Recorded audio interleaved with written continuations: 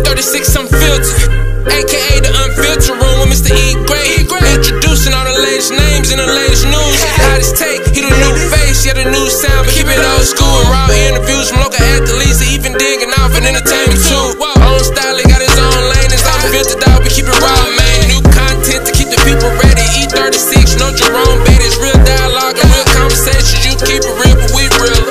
Mr. 𝐸𝐤𝐤 in the building. E36 Unfiltered. All right, welcome live, everybody. How you doing? It's your boy 𝐸𝐤𝐤 for the E36 Unfiltered room. As you guys can see behind my head, got a little different setup here. Hope you guys like it and enjoy it. Still making some new adjustments as we go on. Anyway, without further ado, guys, it's been a long-awaited guest. Yeah, long-awaited guest, man. We're trying to get us to get on the same schedule almost probably a year. Yeah. Things happen, pandemic. Of course, everybody knows about that. And we didn't get a chance to get in live this time as far as being in the studio, but making it happen through the Zooms. Anyway, this man, guys, is a unbelievable, talented actor. He has been able to work with so many gifted people over his time. Oscar winners, Emmy winners, Golden Globe winners, likes of Martin Sheen, Robert Duvall, Bryan Cranston. The list goes on and on and on and on and on and on the names. As a matter of fact, I'm going to go another name on here I like. Is like Bryan Cranston, Hunter Duan. Like I said, the man has been doing so much in his career in a short period of time. We're actually starting on Your Honor, which is a Showtime series. Also set to premiere on a new movie that's really going to, his outbreak movie, we call it, 12 Mighty Orphans. Also, he is a producer, or better yet, a creator of his own podcast, Once Upon a Time in Huntsville podcast. Likewise, his own acting Divine Legacy Conservatory acting school with Princeton Drake. None other than my man, Sampley, Barinaga. How you doing? Hey, I like how you said he's a star in a short period of time. It hasn't felt like it the majority of my life so far. I know, right? Look, it's for them. It's gonna sound like that. For us, we know the journey is longer, you know, or you have to live it. So, man, how's everything going, man? Everything's, I'm like all those projects you just mentioned, they've been coming out recently. So I've been super blessed to be able to watch that and have people tell me that they've really enjoyed it. Even people I don't know have told me they've enjoyed it. So it's really cool to hear that. And then everything else in my life, like one of my favorite quotes from an Eagles song. Or actually, it's a Joe Walsh song, but one of the lines is sometimes I can't complain. No, sometimes I shouldn't complain, but I still do. I butchered that, but so yeah, I could complain, but I don't want to. No, absolutely. Go ahead and go for it. Go ahead and go for it. But no, I feel you, man, on that. It's crazy, man. Like I said, how life kind of sets itself up where, like you said, from the outside looking in, it maybe been an overnight success for the movies. Now your stuff coming out back to back to back and things like that. But we know, been from the same acting school and going through that deal as a journey as an actor. It doesn't. Sometimes it can seem like the longest drawn out, never gonna happen type of situation sometimes. Yeah, it's weird because sometimes it feels like an eternity. You're working towards something, and then sometimes like you just wake up one morning and so much is behind you. Like this film that I'd really like to talk a lot about because the trailer just dropped today, 12 Mighty Orphans, and the date just came out for it. It's going to be in theaters June 11th in Texas, LA, and New York, and then it will have a wide release on June 18th, which I believe is Father's Day weekend. Oh man, so it's coming, like it's really around the corner. It's gonna be here before you know it. The trailer dropped today, the poster came out, but like I was saying, like I shot that film 2 years ago, almost 2 years ago, but it feels like yesterday. And some days I'm like, man, I wish I could be back on set with those guys. And then sometimes I'm like, I can't wait to see the thing. I wish you would hurry up. So Yes. Yeah. So Yeah. let's talk about the butterflies, man, that you haven't, knowing that your first major role in a motion major film is going to be hitting theaters worldwide, and it's based on such a profound backstory taking Yeah. place in 1940s in high school Texas.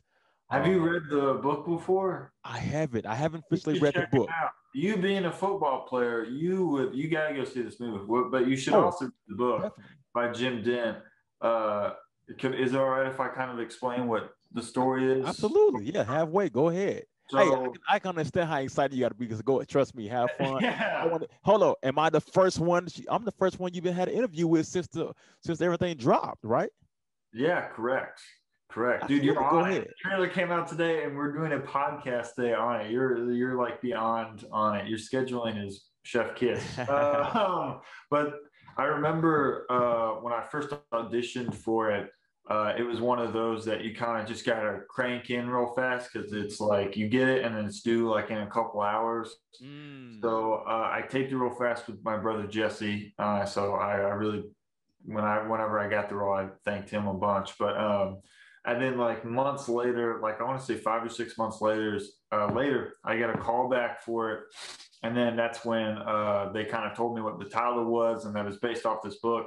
And so on my way to Texas for the callback and for this like physical practice test where we tackled each other and threw balls and caught balls. I read the book all the way over there, and and the book, man, it was like one of those things where even if I wasn't auditioning for it, I would have read it. It's such an amazing story. So essentially, the movie, it's Luke Wilson plays Coach Rusty Russell, and he plays it brilliantly. Like working with Luke, he's such an amazing, cool guy. Super shy, which kind of caught me off guard, but in a good way. Like once you get to know him, like he's such a really nice guy, and especially not only around like people that like are working with him, but just people that would come up and ask for pictures or whatever. But anyway, so he plays Coach Rusty Russell, and essentially Rusty Russell, this is during 1930s. He left his like pretty awesome job at this high school where he was like winning game after games, and he started to coach this orphanage. They kind of had a football team. They didn't have a football. They actually threw with a Clabber Girl can, which was a can of powder, and they didn't have cleats or equipment, so they were out there barefoot, which was really fun. And I bet when we did that in the film, because where we were running barefoot were a bunch of those. They in Texas call them like stickums. Oh yes. Here we would call them like briars. Sticker briars. We call them sticker briars. Yeah. Yeah. And those scenes, I bet when you watch the movie, if you look closely, you'll see like as we take steps, just pain. But and then they fixed it the next day. They gave us protectives and stuff, which was really cool. But anyways, Rusty Russell, like he gave up essentially like almost his career to go teach these orphans, like not making any money.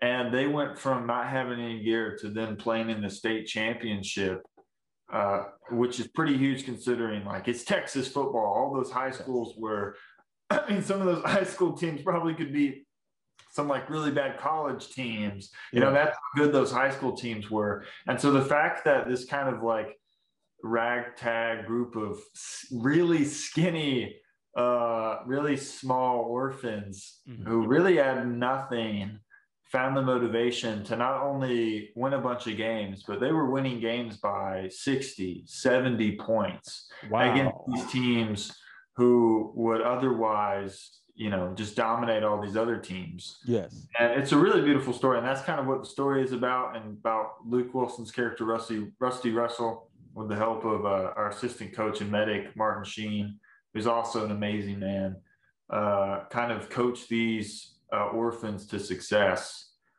So that's what the movie's about. So I'll stop talking now if you want to throw anything at me.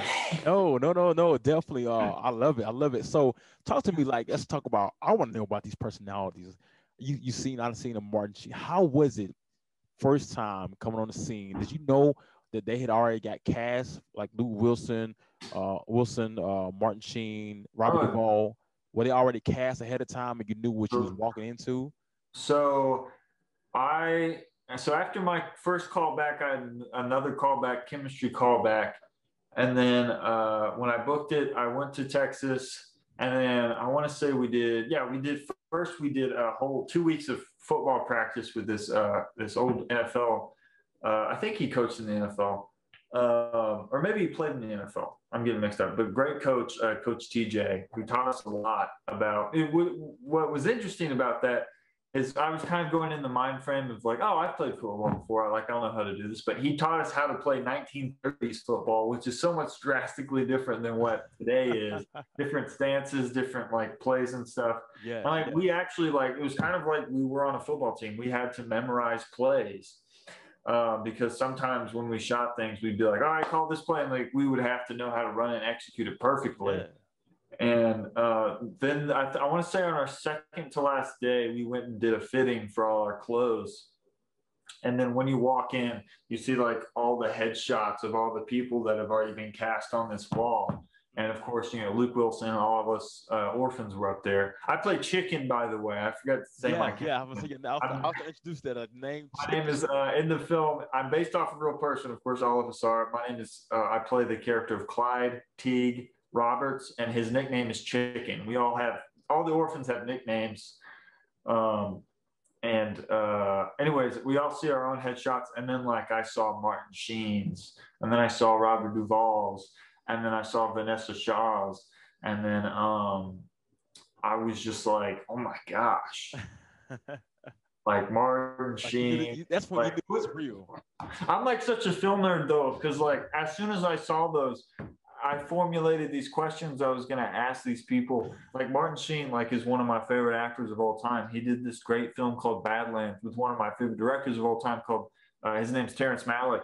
And so I was like, oh my gosh, I'm going to ask him about all this stuff. And then I saw Robert Duvall, and instantly I thought Apocalypse Now, Godfather's, Tender Mercies, Lonesome Dove, Secondhand Lines. And then I saw Vanessa Shaw, and she actually worked with Stanley Kubrick in the film Eyes Wide Shut. She was the only one I didn't get to ask because I never thought there was an appropriate time to ask her what it was like to work with Kubrick. Wait. So you actually got the chance to ask these guys the question that you was talking about? Oh yeah, I mean, yeah. How did that go? Oh, I mean, it's unbelievable. Like I said, Luke and Martin are just such great guys. I mean, they never felt like we were hanging out with celebrities. It just felt like we were hanging out with an uncle or a really cool, just friend's dad or something, if that makes sense. Yeah. No, I asked. Luke was really cool. We actually have a scene where it's just me and him in the film one-on-one. So I remember running lines with him for that scene. And then we also actually talked a little bit about The Shining because I had just watched it at the hotel. So we talked a little bit about that. Luke or Martin? Luke Wilson.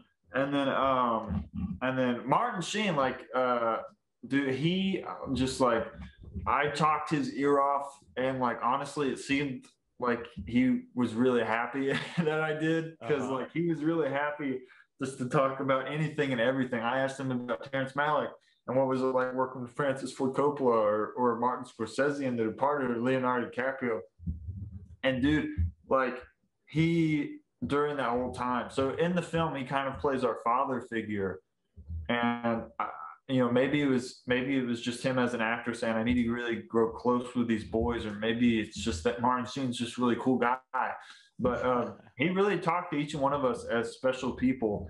And whenever I brought up Badlands, which is a movie starring him and Sissy Spacek, in the movie, he calls Sissy Spacek Red the whole time. And so during the whole course of filming, he would call me Red because that's the first thing I asked him, which I thought was so cool. Every time he called me Red, I was like, man, he's referencing the movie. Y'all have a special connection going on. Yeah. And then he had that with every single one of us, and as did Luke. And, they really aren't celebrities anymore in my mind. They're just really, really awesome, just men that taught me a lot, on that film set. And also the other orphans that I got, the other actors who play the orphans that I got to work with.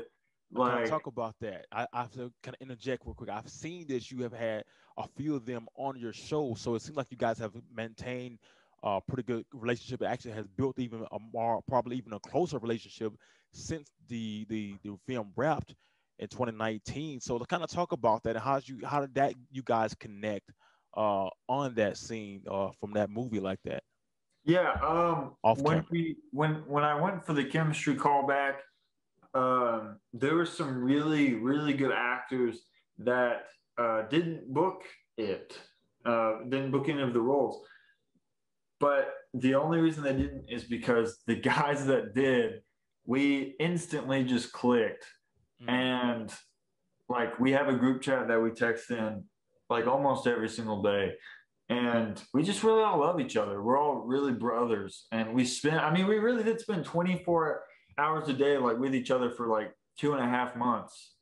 And like on the weekends, we would go-karting or go play pool or go see movies together or be in each other's hotel rooms playing video games. Yes. Or, like, we ate almost every single meal together. So even though I've only known them for about 2 years or less than 2 years now, I feel like I've known all of those guys, for my whole life. Like me and Manuel the other day, who plays Carlos in the film. We played Madden like all the time together. We give each other some flack. Like, I love playing with him because sometimes I'll whoop his butt and sometimes he'll whoop mine. I guess. And then I'm actually shooting this pilot next month that I'm really excited about. Something I wrote and something I'm directing. I'm teaming up with Cinepros, who's Alex Gibson and RJ Ortez, and I had a rule. One of the rules is to play my brother, and I was like, oh, 𝐥𝐤𝐤𝐿 Luttrell asked to play that. And he plays Leon Pickett. Leon. He plays Leon, right? Pickett in the movie. And yeah, all these guys I want to work with for the rest of my life, you know? Okay, pretty cool, man. So talk to me about that. And Jake Austin Walker and Jacob Laughlin and Levi Dillon and Austin and Michael, and I gotta say everyone's name, and Bailey and Preston, and Tyler. They're all so talented. I love all of them. If they listen to this, they know that I mean it, I think. Okay, cool. Now, I like that. So we're gonna tap into your other films you're talking about, but I also was able to find. Now, have you got a chance to talk to real quick? Have you got a chance to talk to some of the guys since the trailer been released today? I know it just happened today, but were you able to kind of talk to some of them, like, hey, you see the trailer, or what you think about it, yada yada? Before this, we're doing this interview. Bailey actually called me. Bailey Roberts, an amazing actor, by the way. We were just talking. We were like congratulating each other and just saying how we can't wait to see each other. Like, COVID or not, like, as soon as we see each other, we're all giving each other hugs just because, we've missed them. And then actually, like 2 weeks ago, I went and saw Jacob Laughlin in New Orleans. We hung out for a couple of days. Nice. Was he doing some work out there or something, or what? Yeah, he's shooting a movie over there, and I go to New Orleans all the time for work. So I was like, that drives nothing to me, and we got to hang out. So us guys, we communicate all the time. I'm sure my group message is going off right now. Somebody's probably talking, and we talk all the time. Okay, so check this out. What we're gonna try to do? We're gonna try to go ahead and pull up. Since you said talking about the trailer, we guys should have a chance to look at the trailer on here. Just follow so I can pull it. It's gonna be my first time seeing it as well, so I'm excited to see what it looks like. So let's sit back and relax and see, can I get this thing right? All right. I've watched it like 80 times, so I probably could like lip sync to it. Okay, so did you get a chance to get a clip in there? You can see the back of my head on one part. Listen, I was actually really, really happy with the trailer because it really doesn't show anything. It just kind of gives you a hint of what the movie is about, but it doesn't spoil some of my favorite scenes. spoiler. Okay, I got you. All right. So give me just a few moments. We're gonna try to get this pulled up and see so what happens. it's a really great trailer. Oh, and also Wayne Knight and Ron White. And there's a bunch of Lane Garrison. They're amazing actors. Elaine actually wrote it, and Ty Roberts, my director, fantastic. And David McFarlane shot the movie. It looks like one of the best DPs I've ever worked with. And everyone on the project absolutely crushed it. Like if you came there day 2 and saw how much everyone had chemistry with each other, you thought we'd worked together for like years and years and years together. I'll shut up now so we can watch the show. All right, man. Without further ado, we're going to go bring this movie up. A man, Sampley, Barinaga, 12 Mighty Orphans, starring Luke Wilson, Robert Duvall. What's the last one? Martin Sheen. Martin Sheen. Yeah, Martin Sheen. So we got a lot of more going on here, but you guys check it out. This is the sneak peek of the trailer first here. Remember, you start here first on E36 on the field. Let's see what we got. My name's Harvey Newell Russell. I'm the new math science teacher. The football coach? That's right. We teach survival. If we don't, they'll never make it on the outside. The thing about football is it teaches teamwork and discipline, and those are key elements to survival. The way I see it, you can either work the field or play the field. Hell, sounds good to me. I'm in. Might as well. Okay. Ready, set, play! This is going to be even more work than you imagine. Today we're going up against a team that's won 2 state championships. Stay down in the dirt where you belong, loser orphan. That's a funny formation. It's your new offense. Line up a quarter yard directly behind AP for the snap. What position does that make me, Coach? We'll call you the quarterback. This is how we're going to beat the bigger teams. We don't have the size, so we got to utilize what we do have, speed. We finally got a team. Might as well call on them. Mighty much. Every second that they're on the field, we're losing money. When are you going to stand up for these children and do what's right? Juanita, we have a chance to make a real difference here. They're going to want you to win. Everybody's going to be behind the team with nothing. Just like them.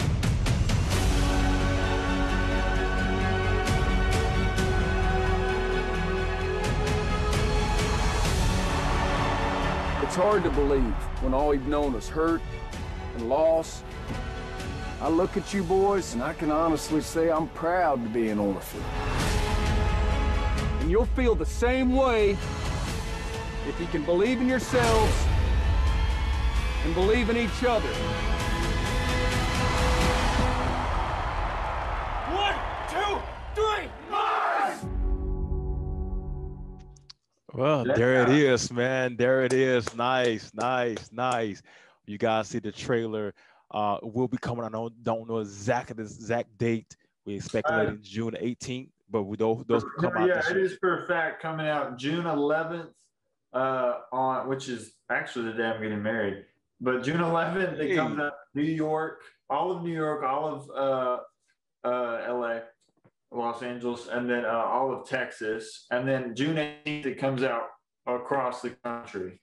Okay, man. That's what's up. So are you guys going to have in-person premiere to go see it in LA and all that stuff, or beforehand by any announcement? Yeah, we're gonna have a premiere in Texas together beforehand. So I'm really excited to see the film on the big screen. And just honestly, I'm really excited just to see just everybody again, just be able to, hug them and stuff and talk to them face to face. But I'm really excited to see the film because making it, when I read the script the first time, I was like, man, this might be one of the best things I've ever done in my life.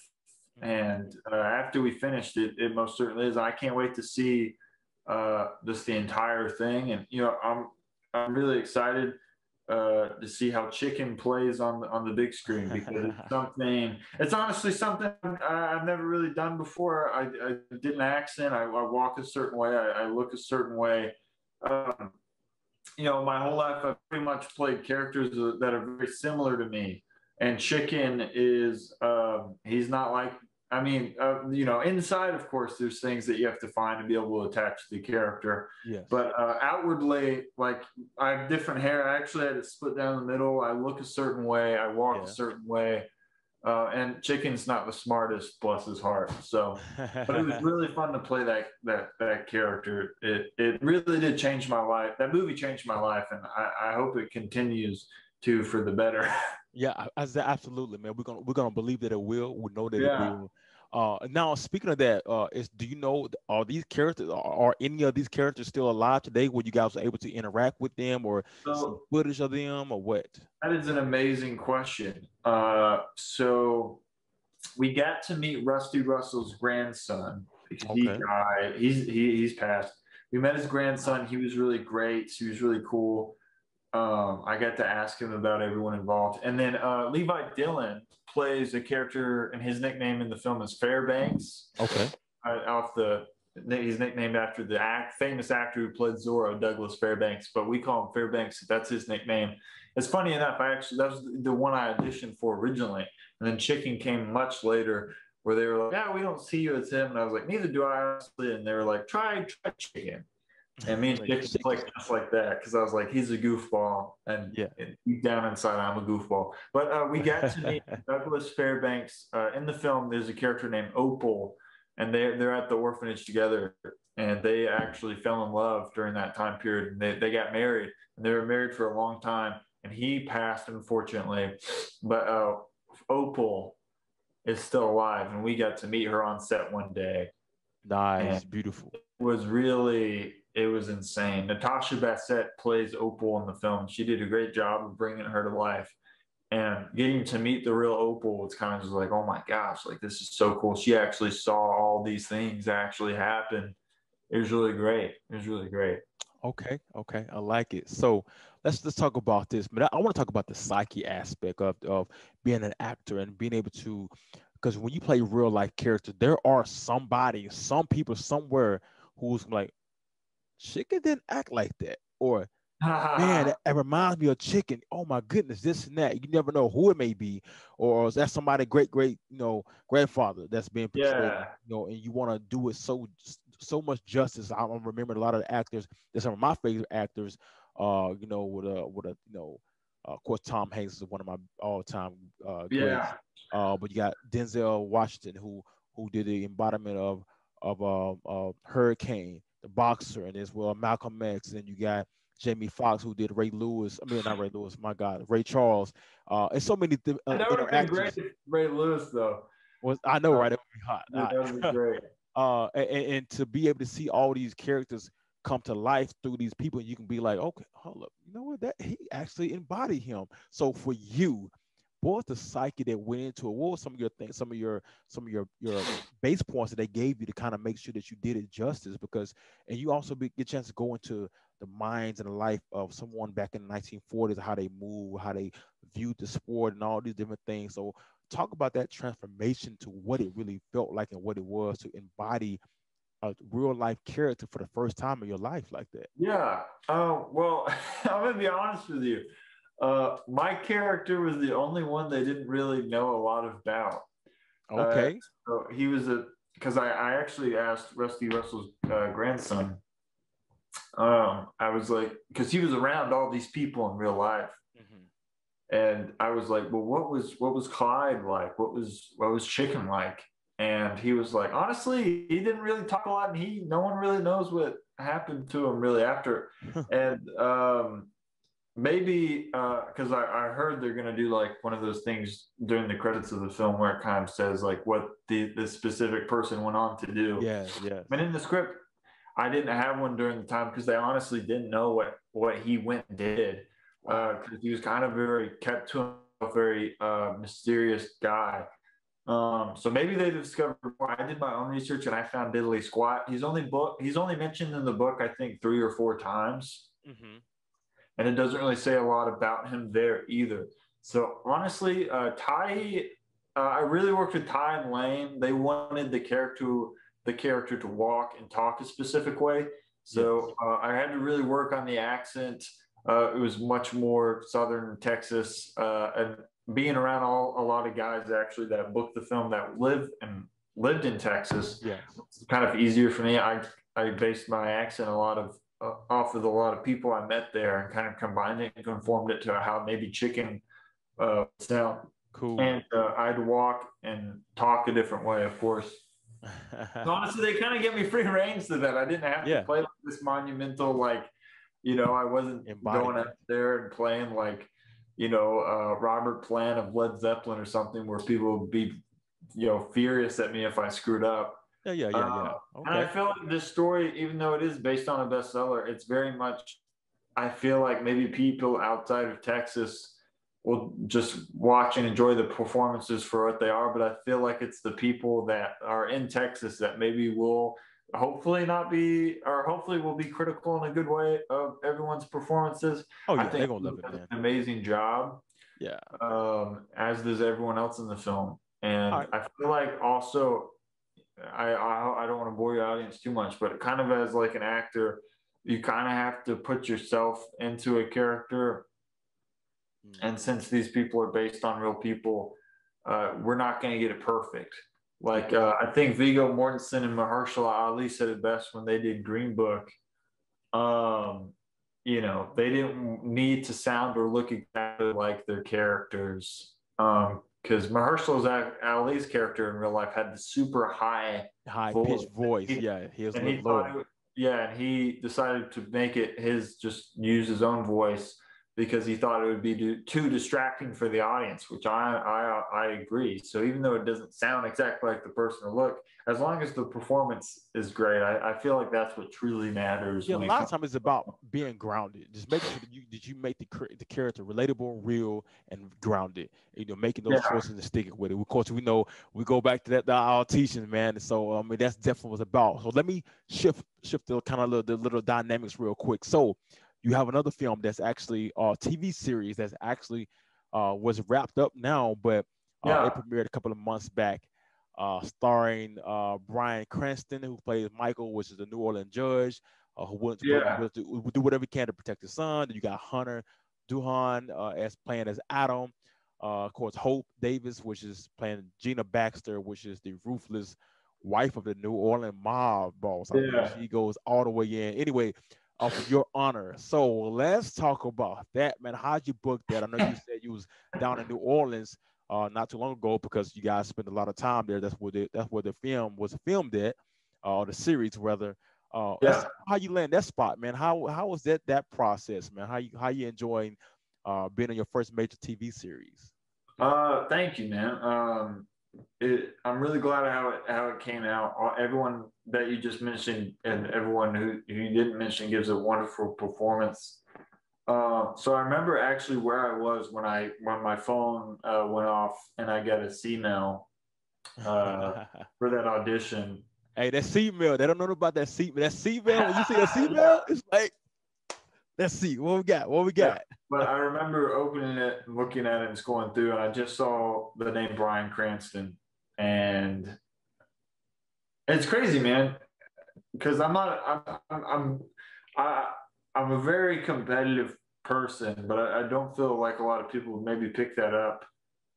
Maybe some of my close friends or family would, but I'm a very competitive person. So as soon as I saw that name, Bryan Cranston, I remember in that moment thinking, oh, this role's mine. Whatever it is, I'm booking it and it's mine. And no one else is going to be allowed to take this from me because I grew up on Bryan Cranston watching Seinfeld reruns with my dad. He plays the dentist in that. And also, of course, Malcolm in the where he plays Hal, which I think is arguably the best dad on TV ever. And then, of course, what a lot of people know him from is Breaking Bad, where, he plays Walter White, which is one of the most insanely well-written, made, acted TV shows of all time. Yes. So in that moment, I was like, this role's mine. And I remember I had to leave, I want to say the next day to go to New Orleans for a live audition. I could either tape or do a live audition, but I knew I had to book this role. I knew I had to do a live audition. So I went there. I actually have this really funny story, if you don't mind me telling it. But I get there, and It's an audition for Megan Lewis, and the project she does is, you know, quality. Yeah. Oh yes. So and she takes her job very seriously, which I respect. And so she kind of takes you up there, and you walk through, and you sit down, and she calls you in one by one to tape your scene, so she can send to the producers and the showrunner. And I usually like to go last unless she calls my name. And I remember getting in there, and I was stretching and going through my, you know, preparations, right over my lines in my mind. And this guy kind of like taps me on the shoulder and is like, "Hey, you're going to go next." And he was like another actor. And he had like this cop uniform on. So I was like, oh, he's auditioning for like a cop. And I'll be honest with you, man, I was in a certain state of mind. I was like, I'm going to do this. And it kind of bugged me. But then, like, I feel like God told me, it was like, no, you just go in there, just throw off what he said and just walk in there, go next. Yeah. And so I go in. So she just says next. And I go in since he demanded that I go next. And I go in there with my backpack because it was a scene in school. And I was like, it'd be nice to have it and wear it. I didn't think she'd mind, but she was like, take off the backpack. You don't need it. I don't like when people use props. And I was like, okay, I understand. She was like, some of them like it, some of them don't. That's how it is. Yeah, I know. And she was like, I hate it so much when people wear costumes too. And I was like, okay. And then she was like, what's the worst is when people bring food in to eat. And I was like, people do that? And she was like, yeah, people bring in food to eat, like for auditions, whether it's written in or not. I was like, oh, that's crazy. I tape it. It goes extremely well. I only did actually one take. And she was like, oh, that's great. Let's move on. And so as I'm leaving, the actor in the cop uniform, that tapped me on the shoulder, he was about to go in next. And he had this big tuna sandwich wrapped in. And there was this moment where I was going to say, hey, buddy, you may not bring it in. But I just kind of patted on the back and I said, break a leg, buddy. That's kind of my payback for him ruining my whole... your whole mojo. It kind of messed your whole trance you was in. You're like, okay, I got you. And he got a cop uniform. And he got a uniform on. So he was done. Yeah. I don't know if he booked it or not. I'm sure he did. I'm pretty sure he did. Maybe he's a good actor. I don't know. He just kind of bugged me. But and that's kind of an unwritten rule in audition is you don't tell any other actor go in and do that. So that's why I was bugged by it. What's the part? They don't call him in. Most of the time they always call you in, like, hey, you up next, whatever. That don't. Yeah. So I don't know, but it was just an unusual day. But anyways, I got a call back for it, and then I did the same scene in front of the producers and the series creator, Peter Moffat, and great guy, by the way. And then I booked it. I found out I booked it. And I remember actually my agent called me and said I booked 12 Mighty Orphans that morning. And then when I was eating dinner that night, I got a call from them saying that I booked Your Honor. So I was overwhelmed. Oh, man. I mean, that was a heck of a celebration right there. Yeah. I burst out crying, honestly. I was just so overwhelmed with God blessing me. And I remember calling my mom right after that, my dad, saying, I booked that, because they would ask me every day, have you heard from the Bryan Cranston project? Have you heard from the Bryan? Yeah. They're big fans of him too. But and then I'm in 3 episodes, and watching it back was really cool to see what they left and what they took out. But I thought everyone you mentioned, like I said before, did an outstanding job, and being a part of that show was really cool. I never worked. I mean, I'd done some TV shows before, but nothing as big as that, as working with huge actors and names like that. And Bryan Cranston, meeting and working with him, I'm going to be honest with you, I was starstruck the whole time. I was like, man, that's 𝐥𝐤𝐬𝐵𝐞. That's how, that's Bryan Cranston. I remember eating lunch with him and some other actors one day, and I just was like, I don't know if I can eat just because like Bryan Cranston's right there and I'm like freaking out. And then over time, you know, that feeling goes away and they're just another person. Yeah. But it took a while for that to rub off on me just because like I was like, man, like Bryan Cranston, like that's one of my favorite actors. And so, yes. yeah, it was a surreal moment. I'm very blessed to have been part of that show. Look, I understand, man. Like like I said, it's definitely a heck of a show. But I understand you talking about that feeling, that starstruck feeling. You know, we kind of talked about it. I think I spoke to you yesterday or the day before yesterday of the movie of my quote unquote outbreak role. Yeah, major film would be Castle Fall with Dolph Lundgren. You know, I'm so excited to see you in that, man. Dude, I'm so excited. But I was talking about, hey, with Bryan Cranston, you was like starting kind of starstruck. I'm starstruck. I'm like, look, this is a guy from the Rocky movie, the biggest franchise, you know, of all action boxing films ever. You know what I'm saying? And I'm like, yo, I'm actually next to this guy. That's my first major, and it's him. You know what I'm saying? So eat lunch with him. You know what I'm saying? He kind of did that for a little while. He just scrolled through there because we did it in the heart of COVID. You know, this is November. We were filming this part, so it was everything was spaced out and everything. He kind of trying to make sure you stay safe and stay smart. But I remember that my scene coming up with him, you know, he was like, hey, let's go and sit down and go over our lines real quick. And I'm like, my hands start sweating, shaking. I gotta calm myself down. And, you know, they putting my makeup on and doing his at the same time. We reading lines like it's nothing. And I'm like, he's like, hey, you ready? You ready? I said, yeah, I'm ready. And, you know, so you had to shake those bugs out, man. But like I said, it's a real moment, man, because you don't even think that you would ever meet these guys. Yeah. Look, it is a chance because you always think, hey, my career, I'm not doing it just to be doing. I'm doing this thing to be on the big screen with these guys. But when it actually hits you, it's like, wow, this really happened, almost just like that. It feels like. So, it's definitely a wonderful feeling, man, and it's one of those feelings that you don't want to ever lose it. You want to always be able to. It's almost like, hey, I got to get my next film. I got to get it. I got to go.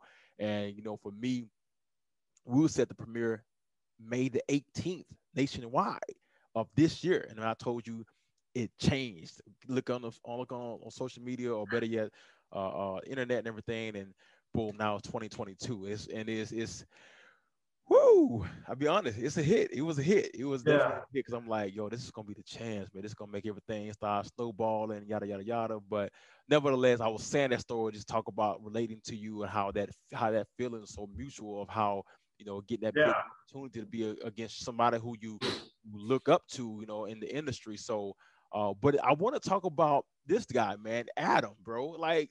Hunter do Hunt. I think you had him on your podcast. Yes, you did. Yeah, that's one of my favorite episodes I've done. Great guy. Nice guy. Great guy, man. Great guy, man.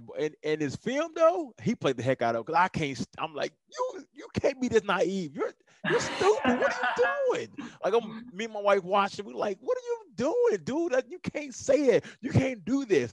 And you know but that shows. Then to see him, you know, on his show, of course, you know, even as me, I'm still get wrapped up as a fan because I'm like, I'm watching it. I'm seeing you. I'm watching you to see, you know, how you move and just seeing everything. And then, of course, you get wrapped up in the whole, you know, the whole plot of everything. And he did a phenomenal job, man, as a young actor. How did you guys also perform on another? Was it 12 Minded Orphans as well that he was on or something that you guys? Oh, you know what's funny about that? One you guys connected on was your honor. No, so so I got there my very first shooting day. I believe I appeared first in episode 2, and they've been shooting for a month or two. And I got there. I actually, as soon as I finished, wrapped on 12 Mighty Orphans. Everyone else was going to a wrap party. This was the last day on set, and I actually had to leave because I had to be at I think 5 a.m. for my fitting. And so we wrapped at like 8 o'clock. And I didn't have time to go party. I had to go straight to my hotel to New Orleans. And then I get up, go do a fitting, and then I get to set and I meet Hunter. Actually, I met Hunter at a table read months prior, but I saw him again. And I was visibly tired and exhausted. And he was like, hey, are you okay? And it's like, yeah, man.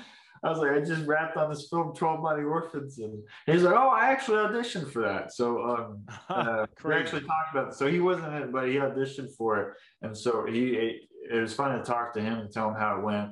But he's a phenomenal actor. Working with him was a lot of fun just because he takes it very seriously, but at the same time, he likes to have a lot of fun and just be chill. And yeah, and for the viewers watching, you should definitely go check out that podcast episode if you want to learn more about him. And I feel like that's a pretty great episode that I churned out there. All thanks to him.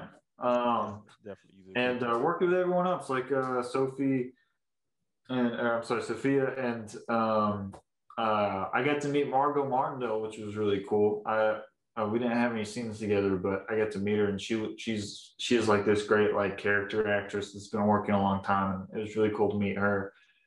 But yeah, Hunter is a fantastic actor in that scene in episode. Was it episode 4? Yeah, I know that's bad. I should know this. Episode 4, where he's start pushing me up against the lockers. Yeah, yes. Actually, he was supposed to punch me in the face in that scene several times. And I remember the stunt coordinator, him and the stunt coordinator, because me and him were rehearsing, and I was like, honestly, like, I don't think a best friend would like hit someone in the face if they're best friends with them.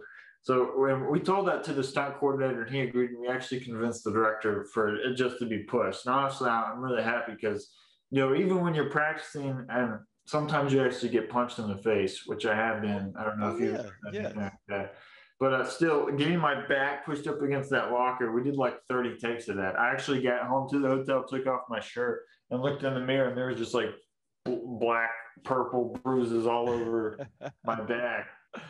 Yeah. Look, I love it. It came across well in the TV show, I thought, though. Oh yeah, it most definitely because it was real. I was really taking a beating.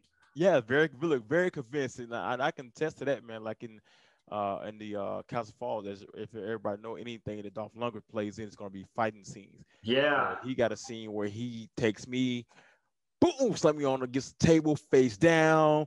Then I got another scene where there's a major fight scene I got going on as well, where I'm talking about we filmed it for at least an hour and a half. Yeah. And like I said, he's slamming me. I'm getting hit with a wrench. My back getting slammed up against the machine and stuff. Nice. And these are real materials, though. You know what I'm saying? Like, this is real deal. These ain't fake tables and stuff. Stuff is real. So at the end of the day, I came back to my hotel. You wrapping everything. I took my shirt off, and I'm laying on. I'm like, ow, what the? Yeah. I got a bruise. God, I got bruise here. Comes out of the closet and is like, we're not done. Yes. You across the hotel room. Yes, man. So they try to give us pads and stuff, protection, but you still some things you just gonna get hit on. You know what I'm saying? And plus, yeah. I actually got cut. I can't remember. I got cut across like my thumb or something, and they were all freaking out because instantly when they see, they're like, he's gonna sue us. Yeah. Just cut it up against the locker, and that was like as another damage to me, but I was fine. Yeah.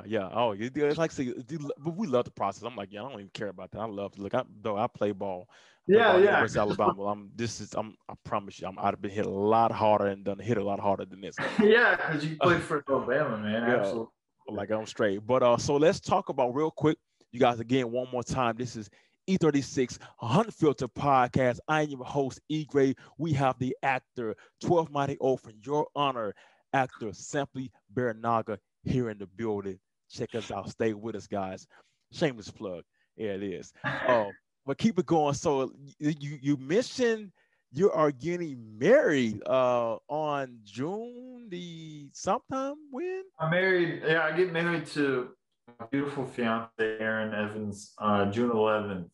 Okay, June 11th. That is what's up, man. Let's talk about how she came into your life, because it's crazy. You read your biography. I'm like, I don't know, this is the same lady. I doubt it is. She's not your high school sweetheart, is she? She is. No, yeah. We've been dating for 5 years. Okay, so this is the one that you was known for doing pranks and stuff at school play and stuff like that. And you actually, your biggest prank you said is as you are fake proposing to your girlfriend. My IMDb? I need to take that off.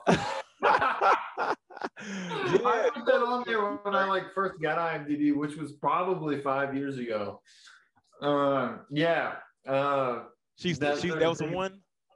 Yeah, that's the one. Yeah, during our graduation, I come from a homeschool, so there are only 30 kids graduating. Usually in a public school, it's okay. So only like 30 of us were graduating. So what they do is they allow each one of us, if we want, to go up in front of everybody and do like a talent. So some people play piano, some people go up there and sing. Most do that. And I was like, I want to do some stand-up because I'd done it before, but it'd been years. And it's kind of like, I mean, I'm a huge fan of stand-up comedy. And I went up there and I closed with that. That was my last joke, but she knew about it. Okay. It was hilarious because I actually have a DVD of it because they recorded the whole graduation. But you hear some "oh no" to some "oh," and then I think I played it off. I like went down on my knee and I was like "oh," and everyone like because I think my setup to it was like, "oh, my beautiful," or "Erin's my beautiful girlfriend. I've been dating her for a couple of months now, and I wanted to ask you a question." And I get down on my knee, and I allow everyone to react to that. Whether they're thinking it's the worst thing they've ever seen in their life to the most, amazing. And then I go, "oh, sorry, I had a piece of gum on my shoe. You want to go hang out after this?" That was like, yeah, it was a dumb joke, but everyone was patting me on the back, being like, "hey, I met her. I don't know if her parents appreciated it, but I think that, and in the moment, I think now they do, though. I think they think I'm all right now." Oh yeah. Now you okay? You good? That time, like, really? How could you? Yeah. Yeah. I don't think my parents may not have appreciated it in the moment, but I think they did too. I got you, man. I got you. So let's talk about some kind of like a little tribute, so to speak. I guess kind of a little tribute for you. Cool. Who is your favorite top 2 actors of all time? I think I also have that on my IMDb, but that's an ever-changing thing. I don't think you can say there's the greatest actor of all time because it's so subjective. But I think as of right now, I think I would go with my 2 favorite actors. I would probably say Christian Bale and Ryan Gosling, just because I'm a big fan of the roles that they've taken and how kind of selective they are. And I both really like to work with each of them someday. But that's an ever-changing list. But I think those 2 might stay in the top 2 for a very long time. Okay, Ryan Gosling. Every time I think of Ryan Gosling, I think of why go to my mind with Denzel Washington. It was Remember the Titans. Yeah, he's a liability at cornerback. Yeah. Remember the Titans. And also his musicals. He was playing in the musicals. That's kind of the joke in the. Yeah. What's that? Yeah, La La Land. Yeah, actually, I got a poster up here of La La Land. Yeah, he's an amazing actor. I love his. If you really dig deep in the films that he's done, I think is one of the most diverse, just full of strength and power, whether it be with dialogue or with pure silence. I think he's one of our finest actors today. Okay. I'm a Will Smith guy, but yeah. I love Will Smith too, dude. I grew up on reruns of Fresh Prince of Bel-Air. Look, he ain't stand watching no movie. He's like, every time I see one of my sitcom of Fresh Prince, I just cringe like, oh my god, like, because I guess he see himself. I didn't evolve so much into a better actor. Yeah. For us, we like, yo, you was so organic, it was so classic at that time. It was just he's hilarious, and then also Pursuit of Happiness and Ali and a lot more. I Am Legend. Yeah, I love I Am Legend. Yeah, that's my dream. That is my dream, like plot to play in a role like that. Oh, like an apocalypse. Yes, exactly.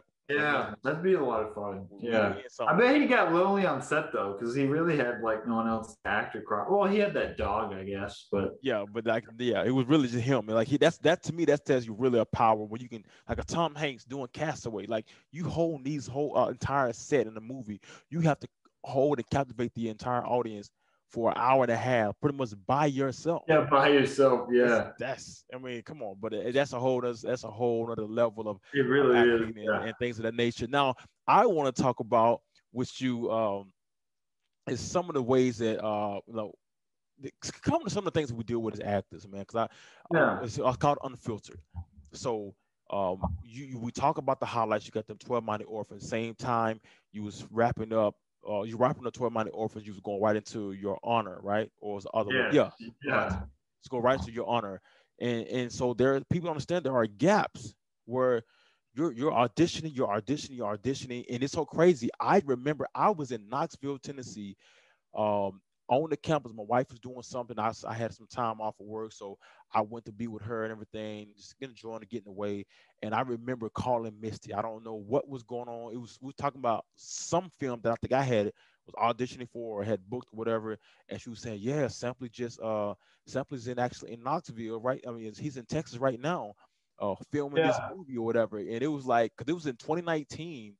This is in 2019 because before the pandemic. So like, yeah, and I remember talking. I'm like, really? She's like, yeah. I'm like, oh man. She told me. She's like, I think it's like Orphans or 12 something. She didn't know the exact name of it. Oh yeah. And she's like, I can't say too much about it, but I'm like, oh, now that's what's up. You know, it was always encouraging to hear that.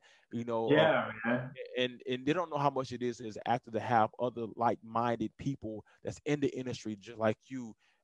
That's maybe right now they probably working. You may not be working, or they're coming out of the film and you're going into a film, or you're in between jobs, or whatever. Explain a little bit of how that process, how you as yourself personally deal with those moments when you are not booking or when you are not getting as many auditions as you would like, and how you kind of keep your head above water. Got to keep plucking, because a lot of people don't understand that aspect of it. That is not always a pretty side of being an actor. No, that's a great question, and I'm glad that you asked it, because to kind of plug that pilot I'm working on, that I've written and I'll be directing next month, and shooting also with a lot of local talent here in Huntsville. Okay. This past year, because of COVID, like auditions were like buried treasure almost, compared to 2019 when I was auditioning for like 10 things a week. It's now 2 things a month. Maybe because of COVID, because everything going on. But COVID also gave me a lot of time to obviously like create a podcast and spend time with my amazing fiance, my incredible family who supported me since day one. And also during that period of time, I also wrote a feature film, which I'm still working on, and I learned how to write properly, which is exciting. Okay. But I kind of got to this point where I'm like, man, a lot of the stuff I do audition for now, because a lot of because Your Honor and then like 12 Mighty Orphans obviously still hasn't come out, so a lot of people really can't see what I can do yet. Yes. So I'm like, man, I'm really getting sick and tired of auditioning for things I'm really not a big fan of. A lot I really like, and there's some that you're just like, I'll do it, but it's not amazing. And I just kind of wrote this pilot because it's kind of about what it's like when an actor isn't working. It's based on my true life experience, but it's a comedy. It's very similar to Arrested Development or one of my favorite TV series, Extras, which 𝐥𝐤𝐤𝐿 wrote back in I think 2005 and ran for a couple seasons. Okay. And so it's one of those things when you're not working, it can bum you out, but at the same time, you just kind of have to keep going, because the ones who just give up, I mean, they give up. That's it for them. And with me, there's never been a moment in my life where I've never wanted to be an actor, or be a writer or be a director. I just love film so much, and I feel like that's what God put me on this earth to do. So it's like one of those things where, of course I am human. Sometimes I can get bummed out, but a lot of the times I can bounce back pretty fast and be like, oh, well, like you have this coming out, or why don't you, instead of whining, why don't you write something for yourself? Which I finally did, and we're shooting next month. And I'm about to start a Kickstarter campaign, so I don't know when this episode will release. So it could still be going on. So feel free to go donate money. We're trying to reach a budget of $12,000. After this, I'm going to launch it actually as we're speaking. But it's one of those things where you just kind of got to keep your head up.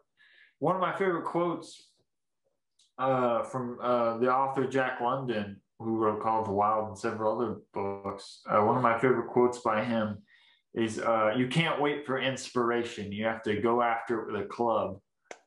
And you kind of just have to, if you get bummed out, you just got to get back up. Because if you stay down, someone else is going to use you as a step. They're going to step right on your head and push themselves up. Yes. So, yes. That's how I feel about that. I love it, man. And I'll tell you my personal experience, because again, I've been doing this for a few years now myself, and it's, what is encouraging is for me is to see others that like yourself, like a Todd Baker, like a Harrison Stone, who got the best actor name ever, you know what I'm saying? Like Harrison Stone, know, right? like what the heck, you know? But anyway, Indiana Jones type of guy. But seeing that is encouraging, you know. I choose to use that as an encouragement and motivation, and rather than using it as a way like, man, they got it, I must don't, you know. Or you're absolutely right, yeah. You know, because I see these different auditions I'm getting and different opportunities I'm getting that's coming to the fold, and it's like, oh man. And then I get a chance to shoot a film like that, like I did with Castle Fall with Dolph Lundgren. It's like, oh my goodness, yo, this is you know, this will give you the extra man. But one thing I would say, man, I think about acting that has done for me, as being a former player at University of Alabama, was playing football, and just, you know, going through many years of even after that playing ball, after college, you didn't get to really tap into you were selective with your emotions or how you express yourself. You know, you're in the moment, you're wired, you're locked in, but being able to show the weakness, the weak side of you, the vulnerable side of you, is something that was not really encouraged too much, you know. You know, and now a good thing about it, you got a chance to move on to the next play. Like, hey, you get done, no matter if you have a great play, you have a bad play, get your butt, move on. You know that you play soccer as well. You got to keep it moving. But for that helped me out a lot with the audition process, because sometimes when I get it, audition for it, next day it's gone. I'm already moved out of the way on it. If I see a female where, hey, I got to moved on to the next step, that's great. If I didn't, whatever, I'm looking for the next thing. But I say that to say it didn't also allow you to process your emotion. Being in acting, get into the acting, you know, when Bills have us do these things face to face, or you have to really, you know, indulge yourself into the character. It allowed me and helped me to be more intact with how I'm feeling, my emotions, raw, true, unfiltered emotions, throughout that process. And, you know, and so even some things that happen along, I thank God for my wife. I'll openly talk to her. Hey, I need to talk. Or just kind of expressing how it's making me feel, how this process is going, how I'm feeling about this process, how I feel like it may not be moving fast enough, or man, this is a big moment. This is what this can bring, you know, kind of things of that nature, man. And I for me, I appreciate it more than ever, because we're in a time and a day where we're talking about mental health is finally becoming something that is not taboo, and especially in my culture, as an African American culture, that's looked as being taboo for years. Like, you don't talk about, you get over it, you keep on moving. We've been getting over things for years. Get over it, keep it moving. Or just or if you go coming from a real spiritual background, you don't go no counseling. You better get on your knees and pray. You know, I'm a PK kid, so that's what it's all about. You know, but anyway, I enjoy the other aspects of acting outside of just booking.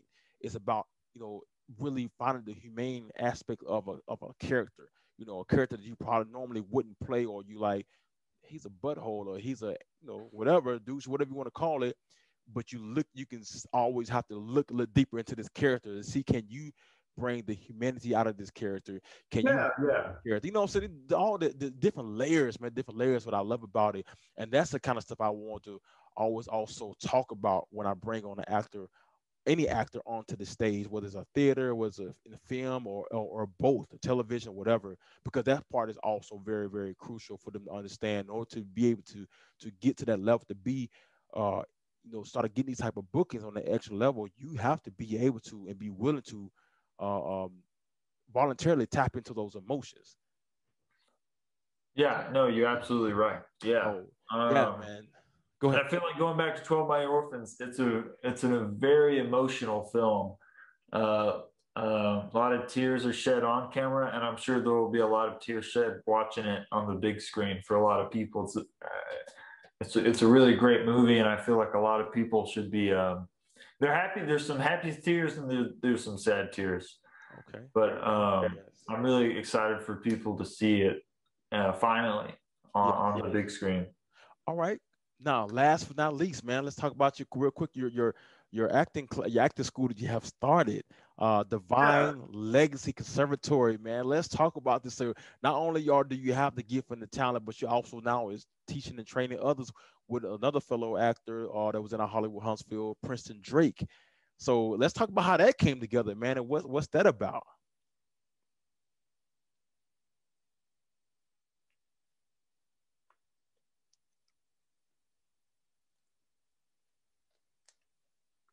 Can't hear you.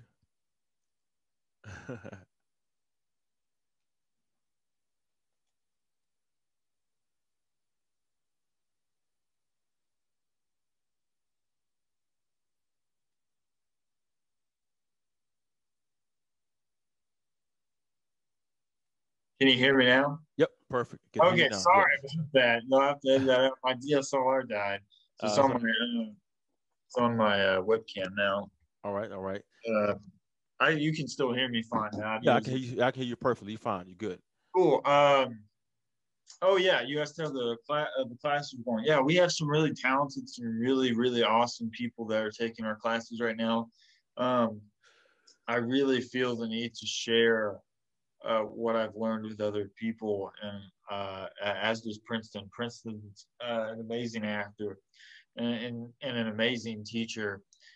And we've come together to kind of form this brotherhood and be able to share film and television acting for people who have always sought that dream but never really knew how to make it actually happen. And so it's going really great. If people want to check us out, go, www.divinelegacyconservatory.com. Check out our classes on there, or just find us on Facebook, Divine Legacy Conservatory. And we teach pretty much any age group, really. Film and TV. We got some improv. We'll have some workshops going this month. I'm really excited about. Okay. Yeah, we've had a blast teaching people about the arts.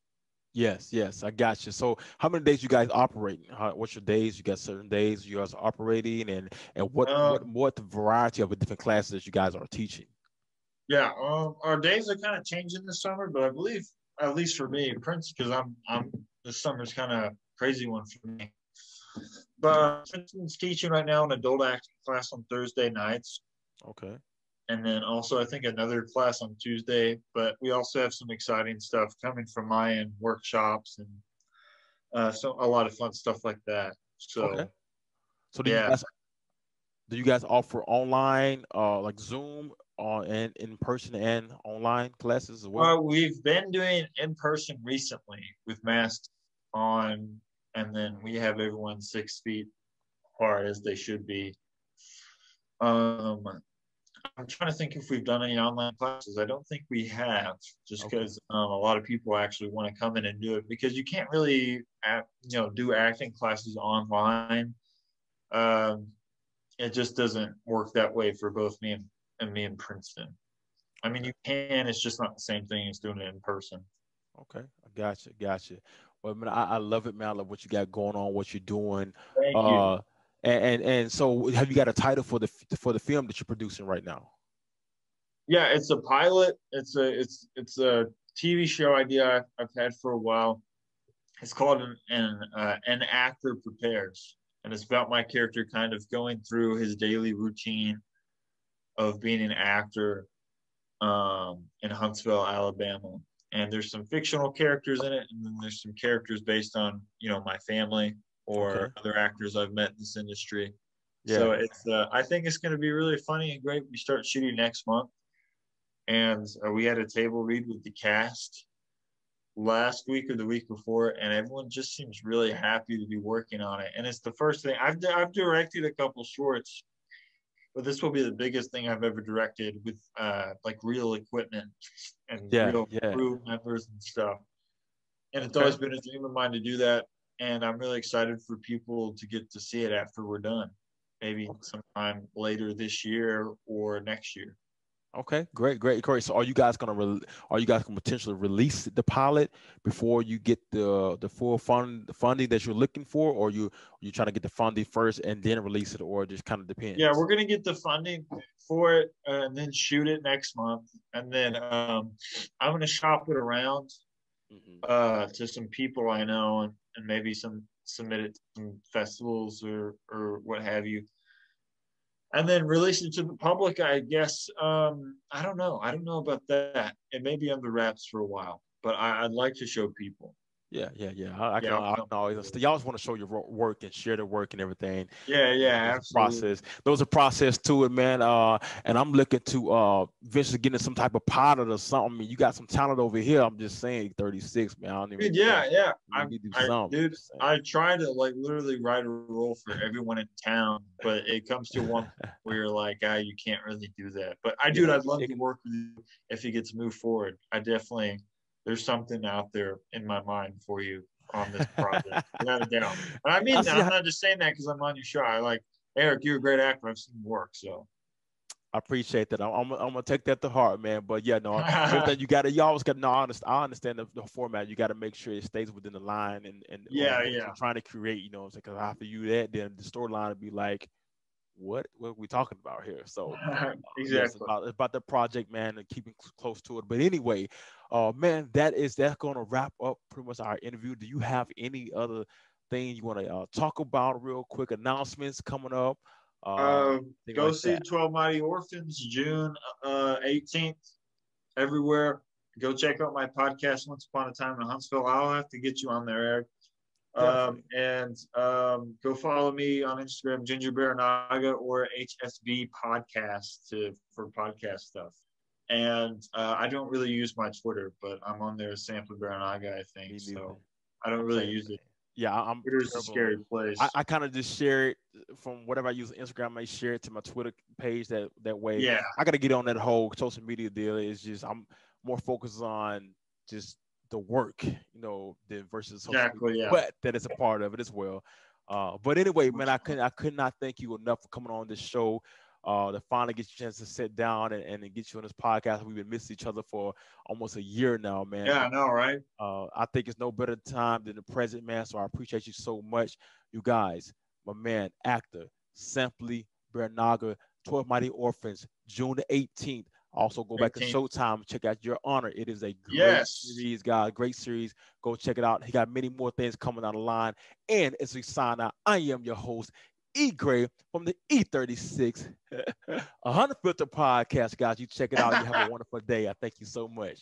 E36 Unfiltered, aka the Unfiltered room with Mr. 𝐸𝐤. Introducing all the latest names and the latest news. Hottest take, he the new face, yeah, the new sound, but keep it old school and raw interviews from local athletes.